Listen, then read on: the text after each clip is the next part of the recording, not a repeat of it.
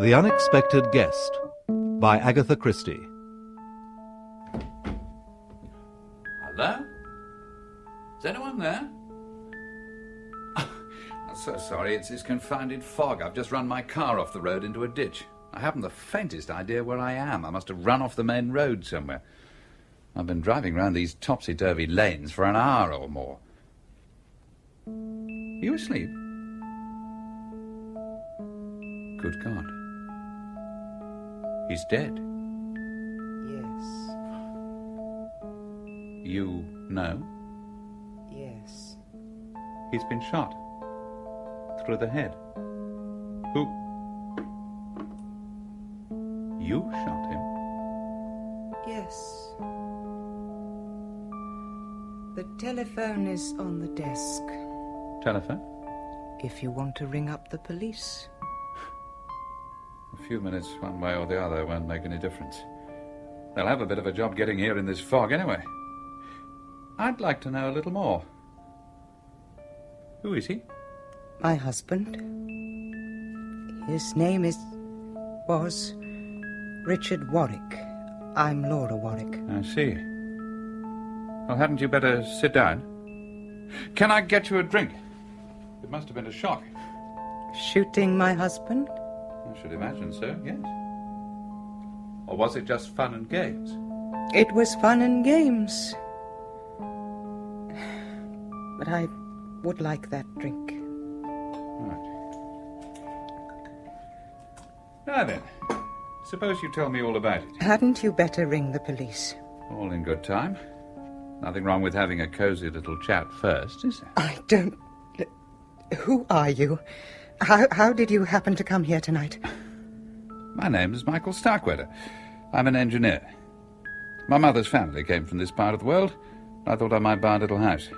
The last 2 hours, nearer 3 I should think, I've been hopelessly lost, driving round all the twisted lanes in South Wales, ended up in a ditch. Thick fog everywhere. Found a gate, groped my way to this house, tried the handle of the window, it wasn't locked, so I walked in. Whereupon I find... The door opens and the unexpected guest comes in. That saying always frightened me when I was a child. Unexpected guest. Why don't you ring up the police and get it over? Not yet. Why did you shoot him? What do you expect me to say? He drank. He was cruel. I've hated him for years. It's a bit drastic, don't you think? You say you've hated him for years. Why didn't you leave him? Surely that would have been much simpler. I've no money of my own. My dear girl, if you could prove cruelty and habitual drunkenness and all the rest of it, you could get a divorce or separation. Then you get alimony or whatever it is they call it. Have you got children? No, thank God. Well then, why didn't you leave him? Well, you see... Well, now I shall inherit all his money. Oh, no, you won't. The law won't allow you to profit as a result of a crime. Or did you think of that? What did you think? I don't know what you mean. You're not a stupid woman. Suppose I hadn't come knocking at the window just now. What were you going to do? Does it matter? Perhaps not. But I'm interested. What was your story going to be if I hadn't come barging in and caught you here red-handed? Accident? Suicide? It doesn't matter, I tell you. I'm prepared for the worst. Just because I came in through that window? If I had... But you did! Yes, I did. So you're for it. Now, let's go back a little. You've hated your husband for a long time, and tonight he said something that just pushed you over the edge. You snatched up the gun that was lying beside it. Why was he sitting here with a gun beside him anyway? It's hardly usual. That. He used to shoot at cats. Cats? Richard used to be well known as a big game hunter. That was where we first met in Kenya. Here, let me. Thank you. We married soon after. Then 2 years later, he had a terrible accident. He was mauled by a lion. He was lucky to escape alive, but he's been a semi-cripple ever since, unable to walk properly. They say misfortune improves your character. It didn't improve his. Instead, it developed all his bad points. Vindictiveness, a streak of sadism, drinking too much. He made life pretty impossible for everyone in this house, and we all put up with it because... well, you know what one says. So sad for poor Richard being an invalid. All his life, shooting had been the thing he liked doing best. So every night, after we went up to bed, he'd sit there, and Angel, his valet, would bring the brandy and one of his guns and put them beside him. Then he'd have this window wide open, and he'd sit here looking out, watching for the gleam of a cat's eyes, or a stray rabbit, or a dog. He seems to have had a rather perverted sense of humour. Pretty frightening to live with, I should think. He was. Look, must we go on? Can't you realise that you have got to ring up the police? That it would be far kinder to do it now? How much courage have you got? Can you lie, if necessary? And lie convincingly? You're crazy. Probably. You don't know what you're doing. I know very well what I'm doing. I'm making myself an accessory after the fact. But why? Why? For the simple reason, I suppose, that you're an attractive woman. I don't like to think of an attractive woman being shut up in prison for the best years of her life. Everything I've told you may have been lies. It may. Maybe I'm a sucker. But I'm believing you. Now, who exactly is there in this house? There's Richard's mother, and there's Benny, Miss Bennett. She's a kind of combined housekeeper and secretary, an ex-hospital nurse. She's been here for ages. She's devoted to Richard. And then there's Angel. He's a male nurse attendant and valet, and looks after Richard. Oh, and there's Jan. Who's Jan? He's Richard's young half-brother. He lives with us. He's very affectionate and sweet, but... well, he isn't quite like other people. I mean, he's what they call retarded. But you're fond of him, aren't you? Yes, I'm very fond of him. That's really why I couldn't go away and leave Richard, because of Jan. Richard, you see, would have had him sent to an institution. I see. How is it that nobody heard the shot tonight? Oh, Richard's mother's deaf. Benny's room is over on the other side of the house. Angel's quarters are shut off by a baize door. There's Jan, of course. He sleeps in the room over this, but, well, he goes to bed early and he sleeps very heavily. That all seems extremely fortunate. But what are you suggesting? That we could make it look like suicide? No. No, there's no mark of scorching on his temple. The gun must have been fired from a certain distance away. So suicide's out. And it obviously wasn't an accident. That leaves murder. Plain murder. Tell me, did Richard have any enemies? Enemies? Yeah, how about someone from his tiger and lion shooting days? I can't think. Oh, come on, you've told me the kind of man your husband was. There must have been incidents, people, someone who made threats. Justifiable threats, perhaps? There was a man whose child Richard ran over. When was this? About 2 years ago, when we were living in Norfolk. Now, Richard was driving back from Cromer, drunk. He went through a little village at about 60 miles an hour, zigzagging. The child ran out into the road from the inn there. Richard knocked him down and he was killed instantly. Your husband could drive a car? Yes, he could. It had to be specially built with special controls. What happened about the child? Didn't they get Richard for manslaughter? There was an inquest, of course. Richard was exonerated completely. But weren't there any witnesses? There was the child's father. He saw it happen. And a hospital nurse, Nurse Warburton, was in the car with Richard. Now, according to her, the car was going under 30 miles an hour, and Richard had had only 1 glass of sherry. She said that the accident was quite unavoidable. They believed her, and not the child's father. You see, anyone would believe Nurse Warburton. She seemed the very essence of reliability and accuracy and careful understatement. You weren't in the car? No. Then how do you know she was lying? Oh, the whole thing was very freely discussed by Richard. After they came back from the inquest, he said, "Bravo, Warby, jolly good show. You've probably got me off quite a long jail sentence." And she said, "You don't deserve it, Mr. Warwick. You know you were driving much too fast. It's a shame about that poor child." And then Richard said, "Oh, forget it. What's one brat more or less in this overcrowded world?" The more I hear about your husband, the more I'm willing to believe that what happened tonight was justifiable homicide rather than murder. Now then, the child's father, is he still living in Norfolk? No, he was only over here for a visit. To his, wife's relations, I think. He came from Canada. Canada? Well, that's a nice long way away. It would take time to chase up. I think there are possibilities there. Got any newspapers about? Newspapers? Uh-huh. There are some old ones in the cupboard here, kept for fires. Here. Fine. Just what we want. What are you going to do? Manufacture evidence. Suppose the police find this man. If he still lives in Canada, it'll take a bit of doing. And by the time they do find him, he'll have an alibi all right. I don't like it. My dear girl, you can't afford to be choosy. Now, what was the man's name? Mac something. MacLeod, McRae. I can't remember. Well, if you can't remember, you can't. We shall have to manage without. You don't remember the date or anything useful like that? Oh, I can tell you the date. It was May the 15th. How on earth can you remember that? Because it happened on my birthday. Ah, I see. Yes, well, that solves one little problem. At any rate, we got one piece of luck. This paper is dated the 15th. November the 15th. Yes, but it's the numbers that are awkward. Capital M. Now an A and a Y. What are you doing? Have you got any paste? On the desk. How to be a criminal in one easy lesson. And here's a plain block of writing paper, the kind sold all over England. Now, watch this. May 15, paid, in full. I stick the letters on the paper, tricky with gloves, and then tuck it neatly into the jacket pocket, so. Oh, give it to me. Give it to me, please. It's my lighter.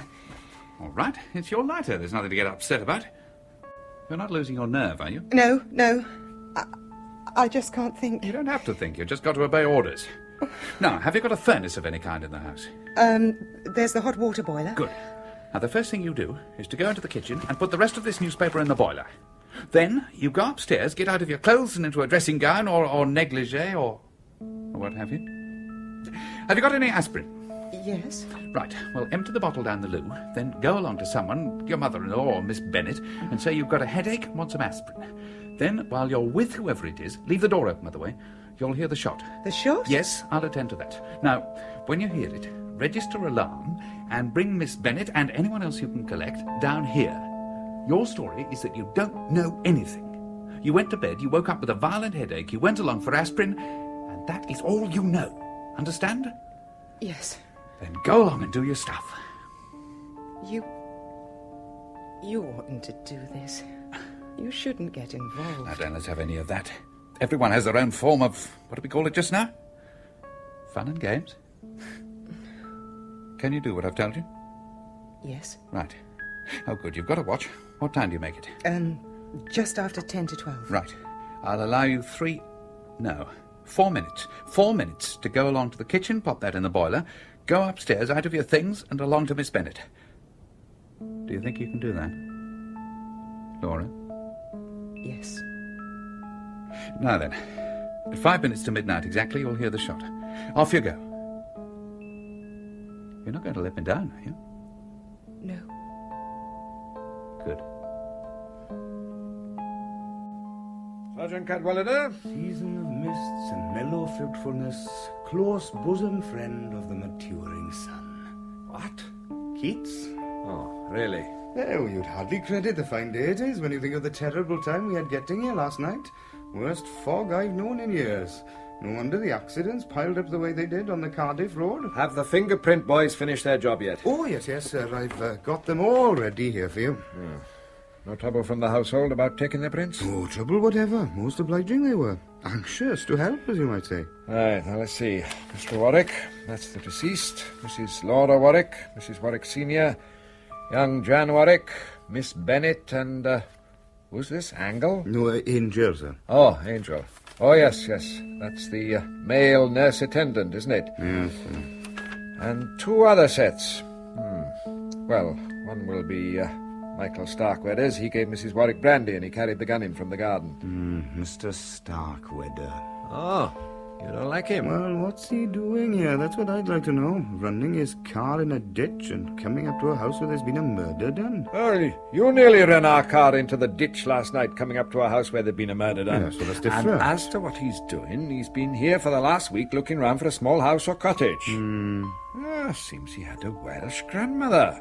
Used to come up here for holidays when he was a boy. Oh, well, now, if he had a Welsh grandmother, that's a different matter, isn't it? Ah. Yes, we ought to get the report on him from Abadan any moment. Now, about this second set of unidentified prints. The print of a man's hand flat on the table by the body, and blurred impressions on the outside and inside of the French windows. Well, McGregor? Yeah, could be. But they weren't on the revolver. Well, you'd say any man would have sense enough to wear gloves. An unbalanced fellow like McGregor wouldn't think of a thing like that. I wonder. Oh, well, it could have been a guest in the house. Well, I understand from Mrs. Warwick there were no visitors to the house yesterday. That manservant might tell us more. Ask him to come in. Huh? Yes, sir. Henry Angel. Inspector would like a few words here. Henry Angel, Yes, sir.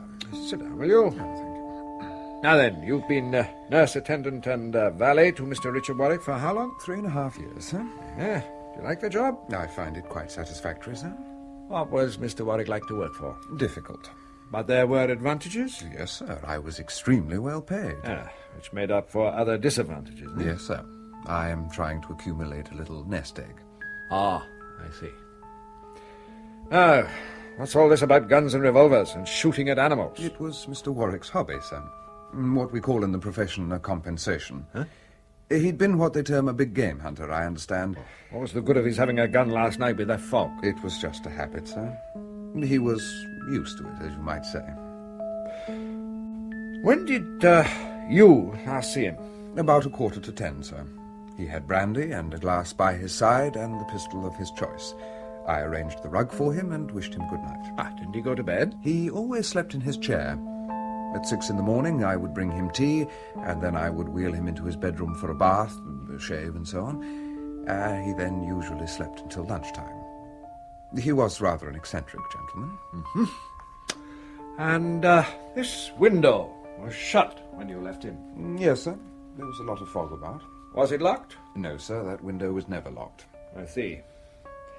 You didn't hear a shot last night? No, sir. Oh, isn't that rather remarkable? My room is some distance away, along a passage through a baize door. Wasn't that rather awkward in case your master wished to summon you? Oh, no, sir. He had a bell that rang in my room. A very shrill bell, sir. Did you not hear anything? Sergeant Cadwallader speaking. Oh, yes, indeed. It's Norwich, sir. Oh, thank you, Sergeant. Excuse me a moment, Mr. Angel. By all means.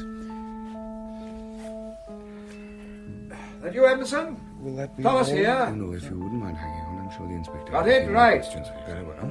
Yes? Calgary? Yes? The aunt? When did she die? Oh, 2 months ago. Yes, I see. Sergeant. 1834th Street, Calgary. Thank you. 18... Violent sort of fellow? Yes, you're sending it along. Yes, well, thank you, Edmondson. All right, thanks. Well, we've got some of the dope on McGregor.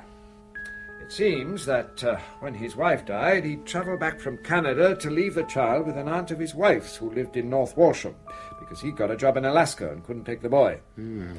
Apparently he was terribly cut up at the boy's death and went about swearing revenge on Warwick. Well, that's not uncommon after one of these accidents. Anyway, he went off back to Canada. They've got his address, and they'll send off a cable to Calgary.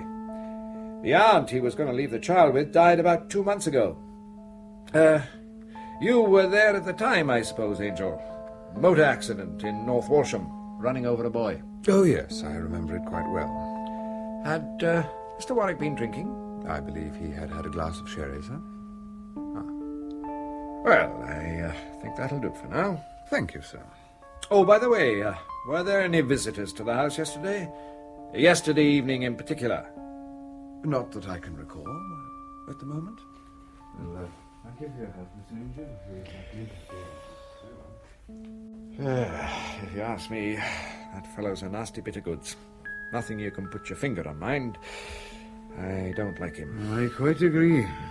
I wonder if he knows something he hasn't told us about last night. What's this? 'Tis misty in November, but seldom in December. Keats? No, Cadwallader. I might have guessed. Inspector, Mrs. Warwick is very anxious to see you. She's fussing a little. I mean Mrs. Warwick Senior, Richard's mother. Oh, certainly. Ask her to come in, Miss Bennet. It's all right, Mrs. Warwick. You can go in now. Thank you, Bennet. Good morning, madam. Tell me, Inspector, what progress are you making? Oh, it's rather early to say that, but you can rest assured we're doing everything we can. This man McGregor, has he been seen locally, noticed? Inquiries have gone out about that. So far, there's been no record of a stranger. That poor little boy. The one Richard ran over, I mean. I suppose it unhinged the man's brain, but after 2 years, it seems incredible.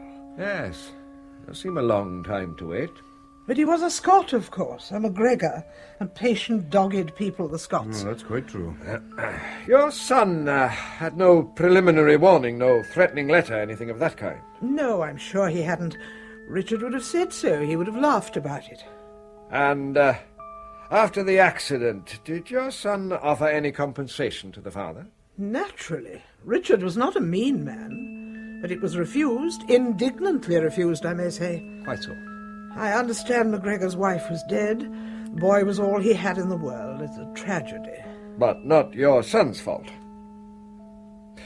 I said not your son's fault. I heard you. Perhaps you don't agree. Richard drank too much. And, of course, he'd been drinking that day. A glass of sherry? A glass of sherry. He'd been drinking pretty heavily. He did drink very heavily. So you think that your son was to blame for the accident? Well, of course he was. I've never had the least doubt of it. But he was exonerated. The Warburton woman. Oh, she was a fool and devoted to Richard. I expect he paid her pretty handsomely, too. Do you know that? I don't know anything. I arrive at my own conclusions. Now, I'm telling you all this now, Inspector, because what you want is the truth, isn't it? You want to be sure there's a sufficient incentive for murder. Well, in my opinion, there was. Only I didn't think that after all this time... You didn't hear anything last night? I'm a little deaf, you know. I didn't know anything until I heard people talking and passing my door. I came down and Jan said, "Richard's been shot. Richard's been shot." Jan is your younger son? Not my son. Oh? No, I divorced my husband many years ago. He remarried. Jan is the son of the second marriage. When my husband died, the boy came here. Laura has always been very kind to him. Yes. Now, about your son, Richard... I loved my son, Inspector, but I was not blind to his faults, and were very largely due to the accident which crippled him. Quite. Was his married life happy? I haven't the least idea. Oh. Is there anything else you wish to know, Inspector? No, thank you, Mrs. Warwick. I should like to talk to Miss Bennet now, if I may. Yes, she's the person who can help you most. She's so practical and efficient. Has she been with you a long time? Oh, yes, for years. She looked after Jan when he was little. She helped with Richard, too. She looked after all of us. A very faithful person, Benny. Ah, good. Well, thank you, Mrs. Warwick. Would you mind showing in Miss Bennet now? Oh, yes, very well, Inspector. Drinking, man, huh? Well, I've heard that said of him. And all those pistols and air guns and rifles, oh, little queer in the head, if you ask me. Could be. Yes? You want to ask me some questions? I've got a good deal to do this morning. Oh, yes, Miss Bennet. I just wanted to hear your account of the car accident with the child in Norfolk. Well? Did it happen because Mr. Warwick had been drinking? Oh, I suppose his mother told you that. Well, you mustn't go by all she says. She's got a prejudice against drink. Richard's father drank. You think, then, that Richard Warwick's account was true? I don't see why it shouldn't have been the truth. Nurse Warburton corroborated him. And her word was to be relied upon? I should hope so. People don't go around telling lies about that sort of thing, do they? Oh, don't they indeed? The way they talk sometimes, you'd think that not only were they within the speed limit, but that they'd got into reverse at the time. Thank you, Sergeant. What I am getting at is this, Miss Bennet.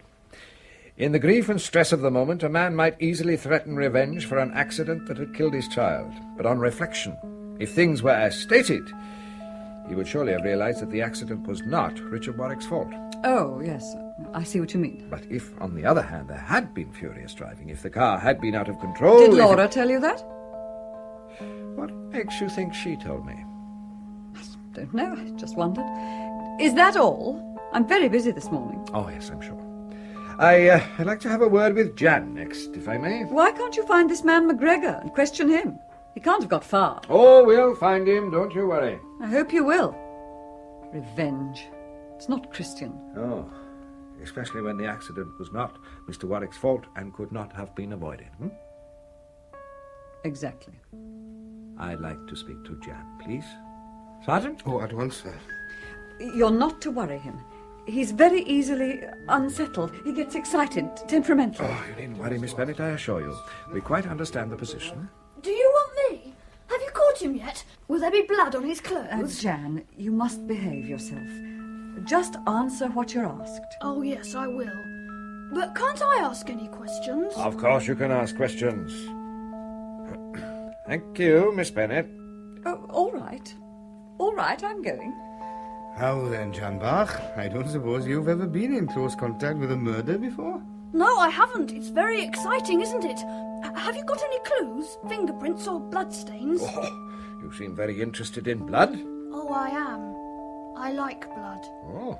Richard shot things, you know, and then they used to bleed. It's really very funny, isn't it? I mean, it's funny that Richard, who was always shooting things, should have been shot himself. Don't you think that's funny? Yes, I suppose it does have its humorous side. You're very upset that your brother's dead? Upset? That Richard is dead? No. Why should I be? I thought perhaps you were very fond of him. Fond of him? Fond of Richard? Oh, no. Nobody could be fond of Richard. I suppose his wife was fond of him. Laura? No, I don't think so. She was always on my side. On your side? Yes. Yes. When Richard wanted me sent away. Sent away? To one of those places. You know, where they send you when you're locked up and you can't get out. Oh. I wouldn't like to be locked up. I'd hate to be locked up. But nobody can lock me up now, can they? I shouldn't say so. Not now that Richard's dead. Hello, Laura. Am I interrupting? No, of course not, Mrs. Warwick. Is Jan... I was about to ask him if he remembers anything about that accident to the boy in Norfolk, the McGregor boy. Do you remember, Jan? Of course I remember. I remember everything. And what do you know about the accident, Mrs. Warwick? Was it discussed at luncheon that day after the inquest? I don't remember. Oh, yes, Laura. Richard said one brat more or less in the world didn't make any difference. Please. It's quite all right, Mrs. Warwick. It is important, you know, that we get at the truth of that accident. If I had an enemy, that's what I'd do. Wait a long time, and then I'd come creeping along in the dark with my gun, and then bang, bang, bang! Be quiet, Jan. Oh, Laura, are you angry with me? No, darling, I'm not angry, but don't get excited. I'm not excited. Who's there? Oh, sounds like Mr. Starkweather. Look here, I can't spend all day kicking my heels in the police station. I've got things to do. I've got 2 appointments with the house agent today. Oh, good morning, Mrs. Warwick. I'm so sorry. Good morning. Mr. Starkweather, last night, did you lay your hand on this table and subsequently push the window open? Don't know. May have done, can't remember. Oh, I beg your pardon, sir. Here are Mr. Starkweather's prints, sir. The constable brought them, and the ballistics report. Ah, good. Let's see. Well, the bullet that killed Richard Warwick definitely came from this gun. As to the fingerprints, we'll soon see. Sergeant? You've just come back from Aberdan, haven't you? What's Aberdan like? Hot. Oh, How are you today, Mrs. Warwick? Feeling better? Oh, yes, thank you. I've got over the shock now. Good. Well, this seems to settle it. They're not your prints. Huh? What's that? Your prints are on the window, decanter, glass, and cigarette lighter. The prints on the table are not yours. Well, that settles it then. Since there were no visitors here last night, No. they must be McGregor's. McGregor's? You sound surprised. Yes, I am rather. I mean, I should have expected him to have worn gloves. He handled a revolver with gloves. And was there any quarrel, Mrs. Warwick? Or was nothing heard but the shot? Benny and I, we just heard the shot. Julian! Julian! Laura, I've just heard... Oh, I'm most terribly sorry. Oh, good morning, Major Farrer. This is an extraordinary business. Poor Richard. It is exciting, isn't it? Huh? Yes, of course it's exciting. Oh, Major, this is Mr. Starkweather. Major Farrer, who may be our next Member of Parliament. He's contesting the by-election. How do you do? How do you do? Mr. Starkweather actually saw the murderer leaving last night. Yes, I'd run my car into a ditch. I was coming up to the house to see if I could telephone and get some help. Which way did this man go? No idea. Vanished into the mist like a conjuring trick. You told Richard someone would shoot him one day, didn't you, Julian? Did I? I don't remember. Oh, yes, you did. At dinner. You know, you and Richard were having a sort of argument. You said, one of these days, Richard, somebody will put a bullet through your head. A remarkable prophecy. Oh, well, Richard and his guns were a pretty fair nuisance value, you know. People didn't like it. Yes. Well, I wish I'd come over here last night. I meant to. But that awful fog, you couldn't come out in that. No, I had my committee members over to dine with me. Has anyone got a match? I seem to have mislaid my lighter. Ah, here we are. Oh, there it is. Couldn't imagine where I'd left it. Julian. Yes, I'm most awfully sorry about all this, Laura. If there's anything I can do... Yes, I know. Do you mind if I smoke too? Of course not. Mind if I borrow your lighter, Major Farrer? Of course not. Here it is. Nice lighter, this. Yes, it works better than most. Rather distinctive. Thank you. Richard has lots of guns and air guns. Would you like to see them, Inspector? They're in Richard's bedroom through there. Oh, all right, you show them to us. You know you're helping us a lot. Yeah, we ought to take you in the force. Yes, indeed. Oh, we don't need to keep you, Mr. Starkweather. You can get about your business now. Keep in touch with us, that's all. All right. Well, I must go and see whether they've got my car out of the ditch yet. We didn't seem to pass it on the way here. No, the drive comes up from the other road. How different things look in daylight. Julian, that lighter, I said it was mine. To the inspector? No, to him. To this fella? Oh, Laura. Be careful, he may be listening to us. Who is he? You know him? No, I don't know him. He had an accident with his car and he came here last night. Just after... It's all right, Laura. You know that I'll do everything I can. Julian, fingerprints. What fingerprints? On that table there, and on the pane of glass. Are they yours? Think. On the table? Yes, they might have been. Oh, God, what shall we do? The police think it's this man, McGregor. Oh, well, that's all right then. They'll probably go on thinking so. But suppose... I must go. I've got an appointment. It's just all right, Laura. Don't worry. I'll see you're all right. Oh. You off now? Yes. Things are rather busy these days. Election coming on, you know, in a week's time. Oh, I see. Excuse my ignorance, but what are you? Tory? I'm a Liberal. Oh, are they still at it? They are indeed at it. Goodbye, Laura. I see. I'm beginning to see. What do you mean? That's the boyfriend, is it? Come on now, is it? Since you ask, yes. There are quite a few things you didn't tell me last night, aren't there? That's why you snatched up his lighter in such a hurry and said it was yours. And how long has it been going on between you and him? Some time now. But you didn't go away together? No. There's his career, for one thing. It might ruin him politically. Oh, surely not these days. Don't they all take adultery in their stride? These would have been special circumstances. He was a friend of Richard's, and with Richard being a cripple... Oh, I see. Not good publicity. Do you want to try a little experiment? Where were you standing when you shot Richard? Oh, by the window. Go and stand where you were standing. I can't remember. I was upset. Your husband said something to you. You snatched up the gun. Come on, pick it up. Pick it up. That's right. Now, you snatched it up and you shot him. Show me how you did it. Go on, shoot. It isn't loaded. I thought so. You've never fired a revolver in your life. Look, you don't even know enough to release a safety catch. You didn't shoot your husband. I did. No, you didn't. Well, then why should I say I did? Because it was Julian Farrow who shot him. No. Yes. If it was Julian, why on earth should I say I did it? Because you thought, and thought quite rightly, that I'd cover up for you. But I'm damned if I'm going to tell a pack of lies to save Major Julian Farrow's skin.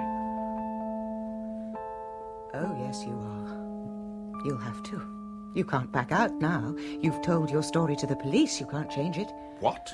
Whatever you know or think, you've got to stick to your story. You're an accessory after the fact. You said so yourself.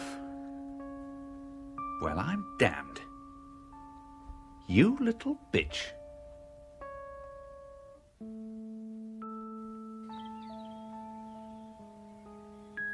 Oh, I'm sorry I've kept you waiting, Julian. Why did you send for me, Laura? I've been expecting you all day. I've been up to my ears ever since this morning. And in any case, don't you see, Laura, that it's much better we shouldn't meet? There are things we've got to discuss. Do you know that Angel is setting out to blackmail me? Angel is? Yes. He obviously knows about us, and he knows, or pretends to know, that I was here last night. Oh, God, how awful. What are we going to do? We'll have to think carefully. Either bluff it out, say he's lying, that I never left home yesterday evening, and then... But there are the fingerprints. What fingerprints? You've forgotten the fingerprints on the table. The police have been thinking that they're McGregor's, but if Angel goes to them with his story, they'll ask to take your fingerprints, and then... Yes, I see. All right, then. I'll have to admit that I came over here and tell some story. Yes, I came over to see Richard about something, and we talked... You can say he was perfectly all right when you left him. Oh, how easy you make it sound. One has to say something. What on earth made you think of cooking up that paper and putting it on Richard's body? Weren't you taking a terrific chance? Yes. No, I don't know. So damn cold-blooded. He had to think of something. I couldn't think. It was really Michael's idea. Michael? Michael Starkweather. You mean he helped you? Yes. That's why I wanted to see you, to explain to you. What's Michael Starkweather doing in all this? He came in and found me in the study. I'd got the gun in my hand and... God. And somehow you persuaded him to... I think he persuaded me. Oh, Julian. Ah, look, I've told you. I'll do anything I can. Don't think I won't, but... You've changed. I can't feel the same. After what's happened, I can't feel the same. I can. At least I think I can. No matter what you'd done, I'd always feel the same. All the same, Laura. Murder is... I shall try never to think of it. And it wasn't premeditated, Julian. It was just an impulse. No need to go back over it all. We've got to think now what we've got to do. I know. If it comes to it, Laura, I'll take the blame. I don't want you to. I don't want you to. You mustn't think that I don't understand how it happened. You picked up the gun, shot him without really knowing what you were doing, and then... Are you trying to make me say I killed him? Not at all. I've told you. I'm prepared to take the blame if it comes to it. But you said... Listen. You knew how it happened. I don't think you did it deliberately. I know quite well that you only shot him because... I shot him? Are you really pretending to believe that I shot him? For God's sake, let's be honest with each other. I didn't shoot him, and you know it. Well, then who did? Laura, are you trying to say that I shot him? I heard the shot. And your footsteps on the path going away. I came down, and there he was, dead. I didn't shoot him. I came over here to see him, to tell him that after the election we'd got to come to some arrangement about a divorce. I heard a shot just before I got here. I just thought it was Richard up to his tricks as usual. I came into the study, and there he was, dead. I don't understand. It could have been suicide. No, because there would have been... Laura, now Richard's dead, his pistols and guns belong to me, don't they? I mean, I'm his brother. I'm the next man in the family. Now, Jan. Benny won't let me have them. She treats me like a child, but I'm not a child. I'm a man, 13 nearly. I'm going to do what Richard did.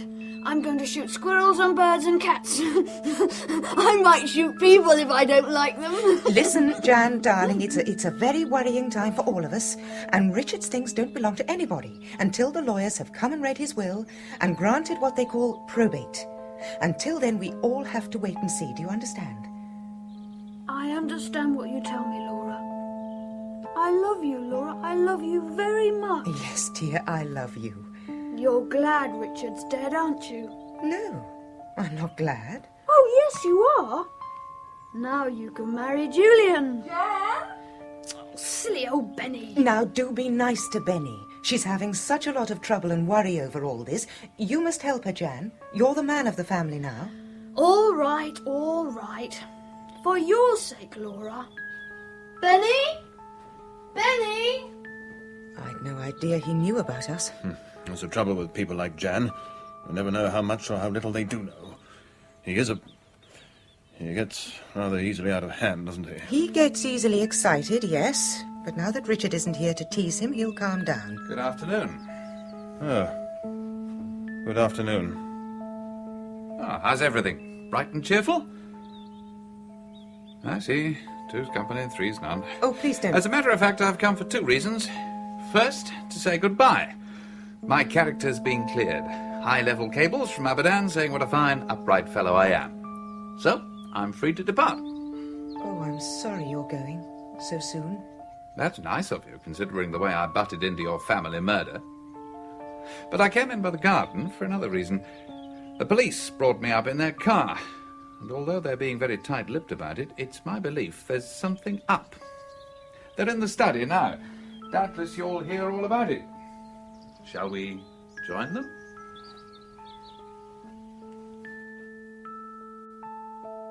Do I understand that you have further questions to ask us, Inspector Thomas? Yes, Mrs. Warwick. You still have no news of this man McGregor? On the contrary. He's been found? Yes. Oh, what? Really? You've arrested him?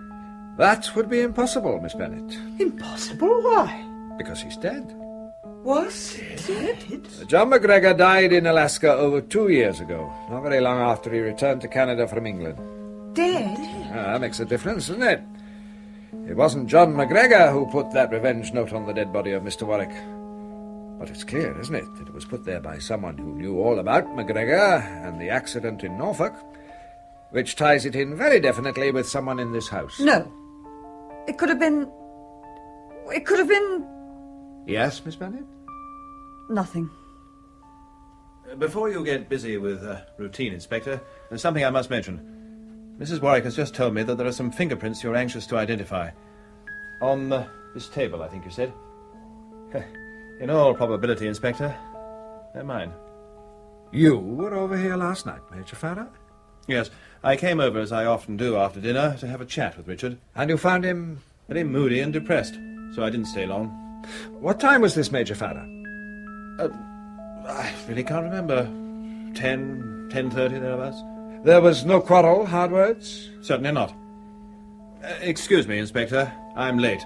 I've got to take the chair at the town hall, if you don't mind. Ah, yes, of course. Mustn't keep the town hall waiting. But I'm sure you'll understand, Major Farrar, that I should like a full statement from you of your movements last night. Tomorrow morning, perhaps? I understand. Perfectly. Shall we say 10 o'clock tomorrow morning? And my solicitor will be present? So, Mrs. Warwick, did you see Major Farrar when he came here last night? I don't think Mrs. Warwick feels like answering any questions just now. Indeed, Mr. Starkweather. And what business is it of yours? Mr. Starkweather is quite right. I don't want to answer any questions. Very well. Then I shall come back later. But I must speak. Tell them. Mr. Starkweather is right, Laura. The less you say now, the better. We must get in touch with Mr. Adams at once. Mr. Adams? Our solicitor. Ring him up now, Benny. Use the extension upstairs. Right. Laura, go with her. I want to talk to Mr. Starkweather. Yes, but... Now, don't worry, my dear. Come along, Laura. Mr. Adams will help us to sort things out, my dear. I don't know how much time we have. I want you to help me, Mr. Starkweather. Now, there are 2 people who definitely could not have shot my son. His wife and Miss Bennet. They were actually together when the shot was fired. Right. But though Laura couldn't have shot her husband, she could have known who did. Accessory before the fact? She and Julian Farrar in it together, is that what you mean? It's not what I mean. Julian Farrar didn't shoot my son. How can you possibly know that? I do know it. I'm going to tell you, a stranger, what none of my family knows. I am a woman who has not very long to live. I'm sorry. I loved my son very dearly, Mr. Starkweather. He had many fine qualities. But because he'd been hurt himself, he had an enormous desire to hurt others. So others began to suffer because of him. Do you understand me? I think so, yes. No, I'm very fond of my daughter-in-law. I don't know whether she was ever really in love with Richard, but I tell you this. She did everything a wife could do to make his illness and inaction bearable. But he would have none of her help. He rejected it. I think at times he hated her.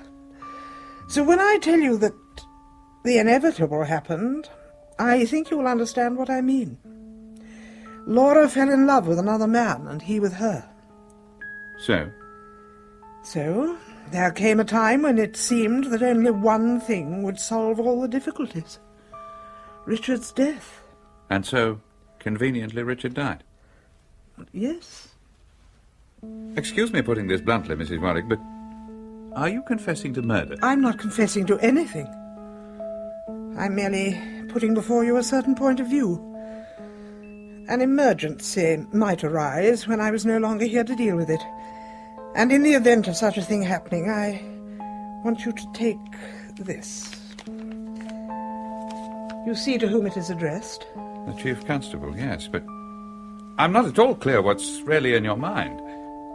Either you committed this murder yourself, or you know who did commit it. That's right, isn't it? I don't propose to discuss the matter.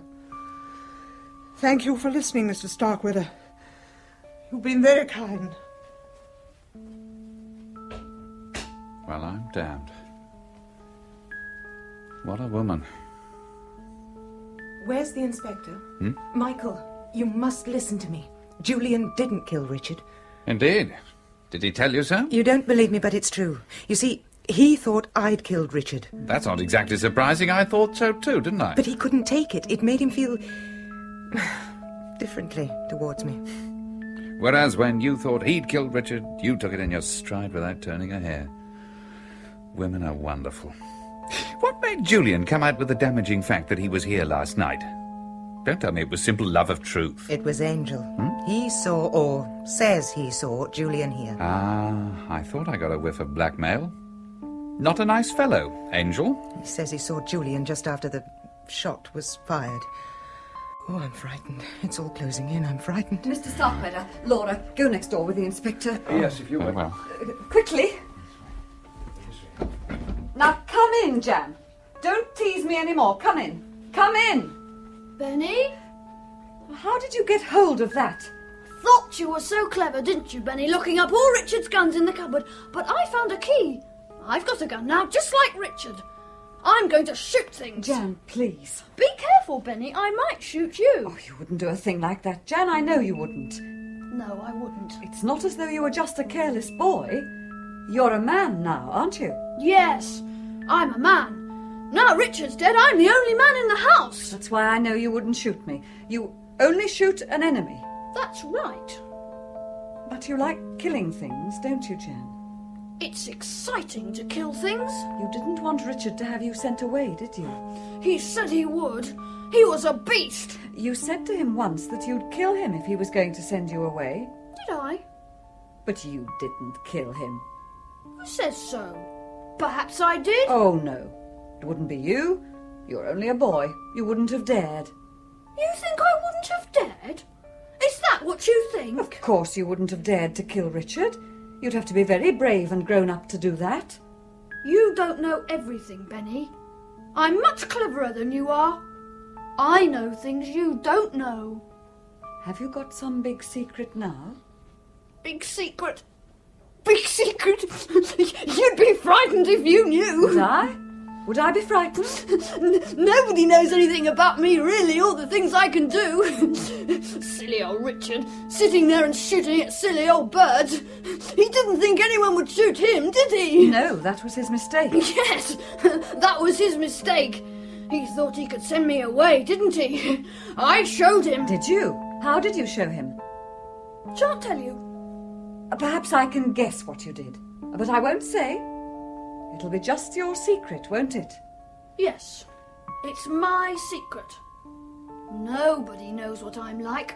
I'm dangerous. Richard didn't know how dangerous you were. He must have been surprised. He was. He was surprised. His face went all silly. And then his head dropped down when it was done. And there was blood. And he didn't move anymore. I showed him. He won't send me away now. Give me the gun, Jan. Oh, no, you don't. Nobody's going to take my gun away from me. If the police come and try and arrest me, I shall shoot them. Oh, there's no need to do that. No need at all. You're clever. You're so clever that they will never suspect. Silly old police! Silly old police! Silly old Richard! After him, Sergeant, quick. Right, sir. Now then, John, come. There, Miss Bennett, you mustn't take on so. You did very well. I've known all along. You see, I know better what Jan is like than anyone else. And I knew Richard was driving him too far, and I knew... I've known for some time that Jan was getting dangerous. Jan. Oh, no, not Jan. I can't believe it. How could you, Benny? How could you? I thought at least you would be loyal. There are times when truth is more important than loyalty. Oh. You didn't see, any of you, what was happening. He's a dear boy, a sweet boy, but when they get above a certain age, then they get dangerous. I think I can take it upon myself to say that he'll be treated with humanity and consideration. It'll mean detention, but in comfortable surroundings. And that, you know, is what it would have come to soon in any case. Yes, you're right. I'm sorry, Benny. You said that nobody knew he was dangerous. I knew. But I couldn't bring myself to do anything about it. Somebody had to do something. Sir! What's happened, man? Oh, it's terrible what I've got to tell you. Oh, go on, your hand! He shot at me up there on the edge of the spinney. Shot at me twice. And the second time, well, he got me in the hand. I tried to get the gun away from him, but, well, I was hampered, you see, with my hand. Yes, what happened? His finger was on the trigger and it went off. He's shot through the heart. He's dead. Where is he? I'll come with you and show you. No, you better stay here. No, I'm all right now. I'll do all right till we get back. Come on. I'm more sorry than I can say, but perhaps it's all for the best. Yes, it is for the best. He's out of it now, poor boy. Oh, come, my dear, come. This has been too much for you. Oh, dear. I think I'll go and lie down. I think you'd better have this envelope back, Mrs. Warwick. Oh, yes. There's no need for that now. May I say how sorry I am, madam? If there is anything I We can shall do, need no more help from you, Angel. You shall have a cheque for your wages, and I should like you out of the house today. Very well, madam. Thank you, madam. No prosecution for blackmail? No. Pity. Well, I suppose I'd better be going. I'll say goodbye. Don't be too upset. I am upset. Because you love the boy? Yes. And because it's my fault. You see, Richard was right. He should have been sent away somewhere, shut up where he couldn't do any harm. It was I who wouldn't have that. So really it was my fault that Richard was killed. Come on, Laura, don't let's sentimentalise. Richard was killed because he asked for it. What you've got to do now is to be happy ever after, as the stories say. With Julian? I wonder. You see, it isn't the same now. Between Farrer and you? Yes. Ever since... you know. Men are rarely the sensitive sex. Women are tough. If a man's committed a murder for a woman, it probably enhances his value in her eyes. A man feels differently. You didn't feel that way. When you thought I'd shot Richard, you helped me. Oh, that was different. I had to help you. Why did you have to help me? I still want to help you. Don't you see we're back where we started? In a way, it was I who killed Richard because of being so obstinate about Jan. That's what's eating you, really, isn't it? Finding out that it was Jan who shot Richard. But it needn't be true, you know. You needn't think it unless you like. How can you say such a thing? I heard. We all heard. He admitted it. He boasted Oh, of yes, it. yes, yes, I know all about that. But how much do you know about the power of suggestion? Your Benny played him up very carefully, got him worked up, and the boy was suggestible. Benny dangled the bait in front of him, and he took it. He'd shot Richard, and he was a hero. But you don't know, none of us really know, whether what he said was true. But he shot at the sergeant. Oh, yes, he's a potential killer, all right. It's quite likely he shot Richard. But you can't say for sure he did. It might have been Benny, or Mrs. Warwick, or even your boyfriend Julian, afterwards pretending that he thought you'd done it, a clever move which took you in completely. You don't believe what you're saying. You're only trying to console My me. dear girl, anyone might have shot Richard. Even MacGregor. MacGregor?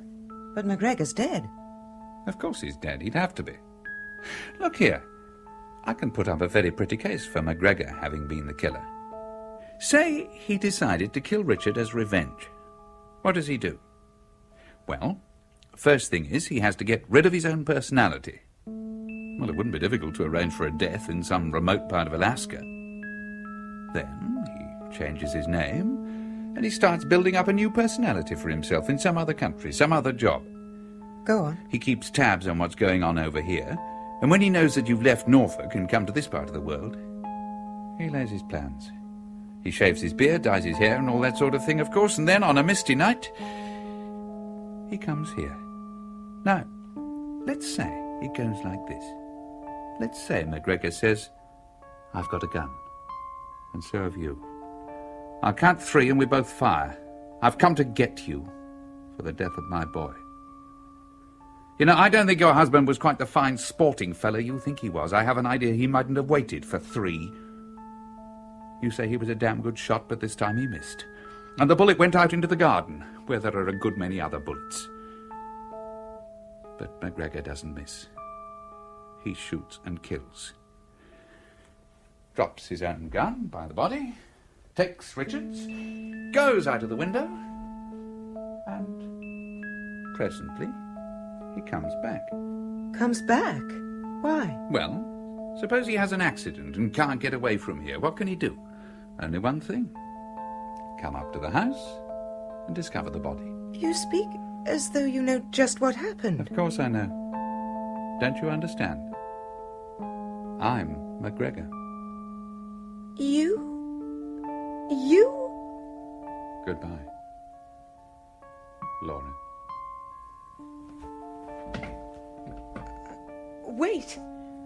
Wait, come back.